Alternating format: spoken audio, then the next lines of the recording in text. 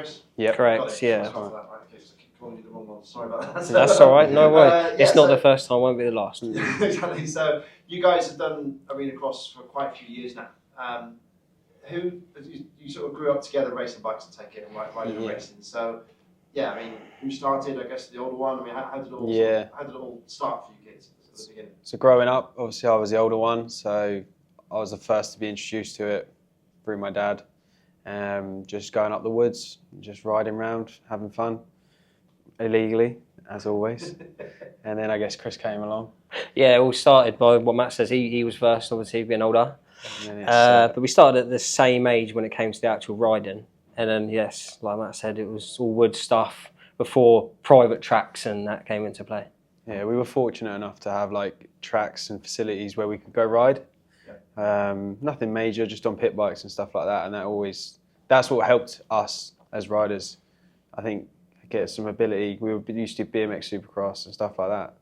So did you find like riding together sort of pushed you on? Like, you know, when you started racing other people, did you find that you had that kind of advantage because you'd always sort of driven each other on? And has it always been like competitive in two of you? You always try to beat each other as much as possible? Yeah, it does. The riding together has helped me personally a lot, so much, because he's always been at a high level and I was always trailing behind.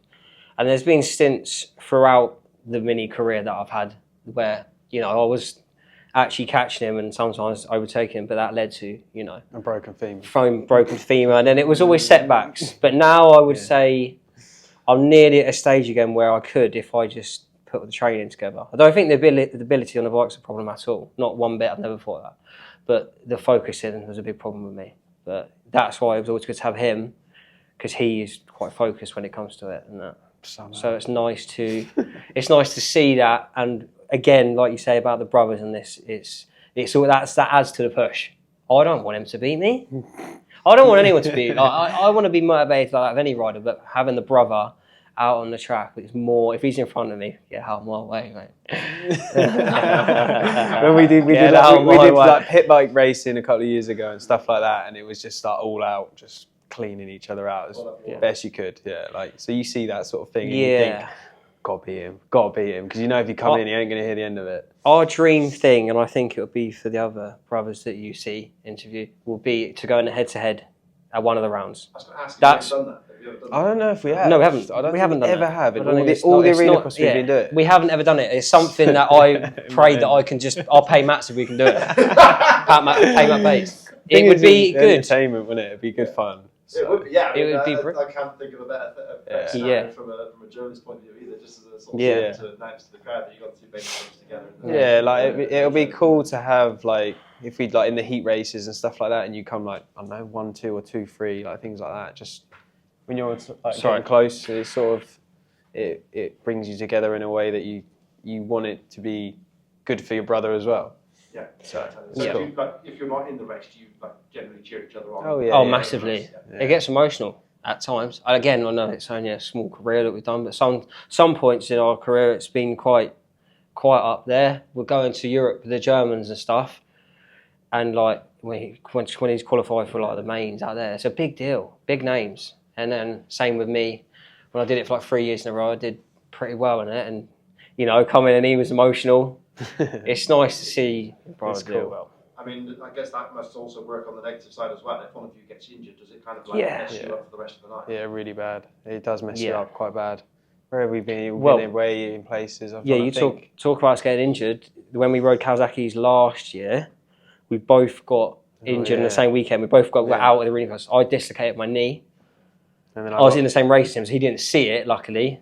But he would have known as soon as he watched me, he would have known what's gone on. Then the next day, I was limping around, could barely walk, and I was watching his head-to-head and telling him what happened. Old Mel Crasher took me down, didn't he? Do you remember? Yeah. That was all in the same weekend. So Mum, Dad, everyone's there. Mum's in distraught. She can barely watch as it is. Two busted lads. Two busted brothers now that can't even finish the arena cross. So that is my goal, to get past the second round this year, because the last 2 years I've been a nightmare. Broken collarbone, and then last year getting landed on, so I broke my fib. And then like even going back 4 or 5 years ago in Germany, I had a head on and broke my wrist. So I've had some weird luck, like taking me out racing. Were you nearly landed on in Germany as well? Yes. Yeah, that's when I had the head on and I Were broke you my there? wrist. Wow. Are we there? Oh, because that was a bit of a special Yeah. event for you lot turning up, that didn't was you? crazy. That was a bit of a special when you lot come and had a look at it, didn't you? Yeah, I remember that. Yeah, that was. Yeah, it was nuts. So Yeah, but even that, going back to the saying about watching your brother's hard work. Like I was watching that. Was I watching that on TV at home, on the screen? Yeah, I think you might have been watching. I was watching it on a live stream at home. I mean, like it was horrible to watch. Yeah, you see some So, signs. I mean, you're focused now both mainly on indoor racing, pretty much. I mean, how did that sort of come about? Who sort of led the way on that? And did just one of you I think it like, was Dad, really. Like, I mean, yeah, but like when we were on the 85s, we did the Sheffield Supercross. Like that was a real random one, and then it sort of progressed from there. Like we became really good friends with Jack Brunel and his dad, and they sort of introduced us to go into Europe. So then they were like, come race in Holland. Yeah. And then it progressed to Germany, and then I've been like Sweden, Poland, all over the world. And like, we're not like racers. Like we're just normal people. That's the thing. Like, but it was so. You just go to work and you go to these places. It's like. It's so sick. Yeah, but it's just to us. It's so apparent and obvious that it's the way forward. I don't know. In regards to like an entertainment view, money making. You know, us as brothers doing it together as always. It's been so good, but how I don't know. Some people struggle to see the good side of it, which blows my mind. Why would you? You know. Going back to the motocross outdoor stuff, no one wants to be standing in them cold fields with 10 jackets on watching some lads go around a wet muddy field. And then all their effort they put in to win like £100 or something. We like it as well because it's like a show as well, isn't it? Like we get all our mates to come to Wembley Stadium and watch us race, and it makes you feel like they use it before they go out or something. They're all they all end up getting pissed up and that. They all come in the pits and annoy us when they're pissed up. But sorry to swear. But when they're drunk, when they come in the pits and get drunk, but it's funny. They love it. They can't wait to get back up in the stands and watch us. Yeah. And then that's all we want to do. But when we're in the same race, they lose their heads in that. It's good. It's cool. But it just makes sense to me, the indoor stuff. He still races he's just won a 125 championship. Yeah. And I dabbled in it. I did 2 rounds, but that was my first outdoor race. And someone messaged me saying, "You raced me last 10 years ago." Yeah. So I've done this I missed 2 years in a row though, didn't I? You've done your knee but this was the only thing I'll ever do now, I think. Cool. Okay. Much more needed for yourself? No, this is all brilliant so far. Yeah. I mean, I was going to ask for the for the program there, but obviously other stuff will help anyway. But in terms of balancing it with yourself, Matt, with your business, how much time does that leave you to actually prepare for it? I mean, do you train much? Do you do much in terms of just like gym work or physical work or running? Like, how do you actually sort of physically for this at a top level when you're full time? Yeah, I mean, it's like all the other guys work. We all work, to be fair. Like, so it's like you can't take anything away from anyone else. So we all work against sort of trying to make it happen when it comes to it. But like, yeah, I do run my own business, like, and I have to make sure that comes first. So I don't really get to ride in the week much. Probably like even before the first round, we might only ride like 2 or 3 times, which is nothing really. I don't have the time to go down to Spain and stuff like that. It's just too much. So for us, it's trying to make it fit around what we have. So I just go like on some runs in the week if I can, and then just do some other bits. Don't do a lot. Where would you guys practice now? Where do you guys go to actually practice? SX Works is the easiest, best place really. I mean, because it's got the indoor facility. It's got some good little jumps and stuff in there. It's good to just set the bike up and get a feel for that sort of intensity again. So I don't think we're going to get much riding outdoors now on an arena cross track. Weather dependent with the tracks outside. People have their outdoor arena cross tracks, but you find a lot. Yeah, we used to be lucky enough to have our own arena cross track. Luckily through someone else that we knew on their land. So that was always like a massive bonus. Big beneficial to us, massive. But we don't have anything now, so it's just sort of turn up. It's a lot of messaging and trying, but I think, and fair enough to them, a lot of people like to keep them to themselves. And that's fine. You get odd people go to them, don't they? Yeah. Practice, but don't know. I guess ruining the tracks and that. And Chris, you saying you're now involved in like the movie industry. Yes. And that sort of side. So tell us a bit about that. And again, how does that combine with like doing arena cross? Yes. same sort of ordeal as Matt. being involved in the film industry, it's crazy hours on top of a normal job, and there's a lot of weekend work, and it's kind of it's not really a choice at times sometimes. So we even going towards the weekend, I have to pick and choose my day on which I'm going to ride. But like Matt said, we're not the only people that work in the pro race. There's a handful of them that still do normal jobs and that and practice. But getting out on the week and out on a bike isn't even a thing. It's not even a thing. So I'll get up and swim before work if I can do it, if I'm not starting early enough, and I'll get home and do a bit of running and that. That's literally it. I might do a few hill sprints and a push bike. I don't join a gym. I don't know. That side of it is hard. It's hard after a whole day's work, though. I get so exactly, so much manhandling, and it's crazy. You start at like 7 a.m. Don't you? Yeah, 7 a.m. starts. What's it you? So in the film industry, I do.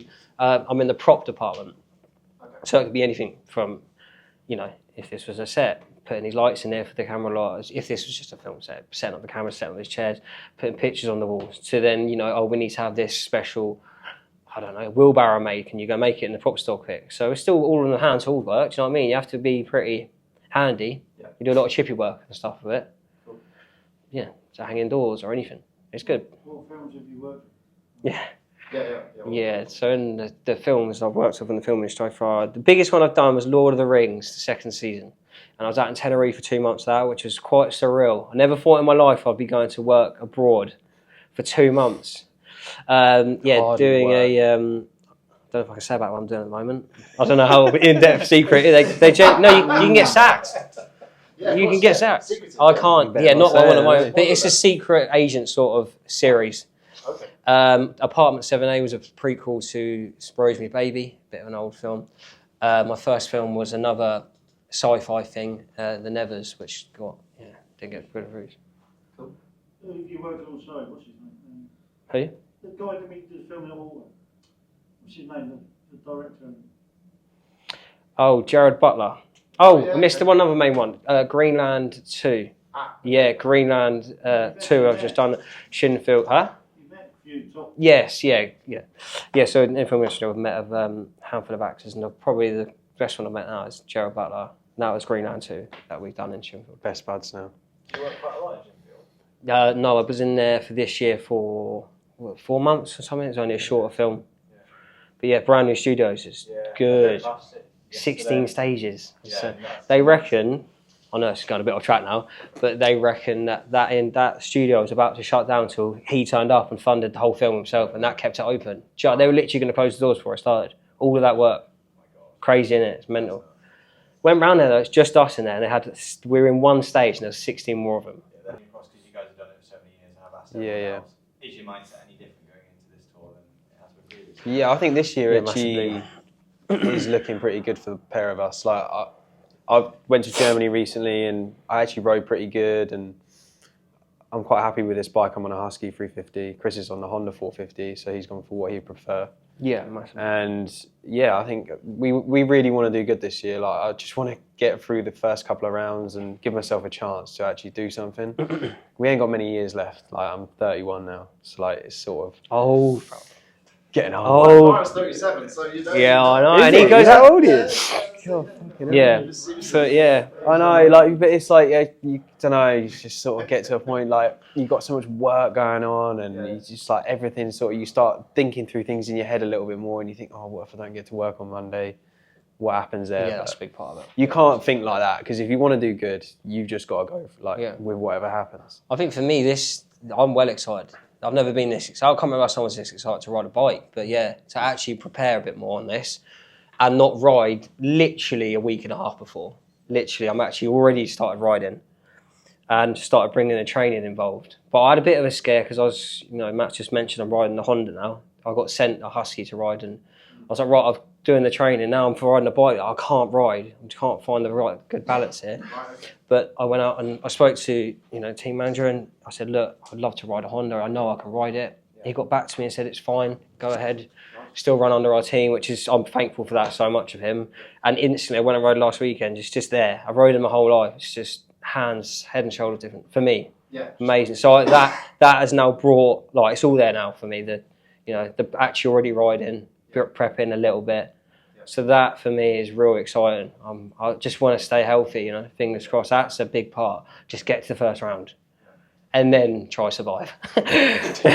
Literally, it's a survival game. I think if you look at the statistics, I reckon 50-50 people went. Maybe even more people were injured than succeeded. I genuinely, I would like to see. Manchester I would like to see. carnage. Someone must have the statistics on that. I reckon it was near on half and half. There was, I had 2 injuries. I had black piece, didn't I? I don't remember that when I hit the handlebars. Do you not remember that? I've got a video on my phone. I'm going to show you that. Yeah. And then what was the other thing that happened? Oh, I've got a wobbly tooth now. I've been to the dentist this week because my front tooth's about to come out from Luke Burton. Luke Burton, rock in the mouth, split all my lip, and my tooth's still wobbly. I can wobble it. So it's that. I see the scar on your lip, actually. Yeah, it's just that was quite exciting. Oh yeah.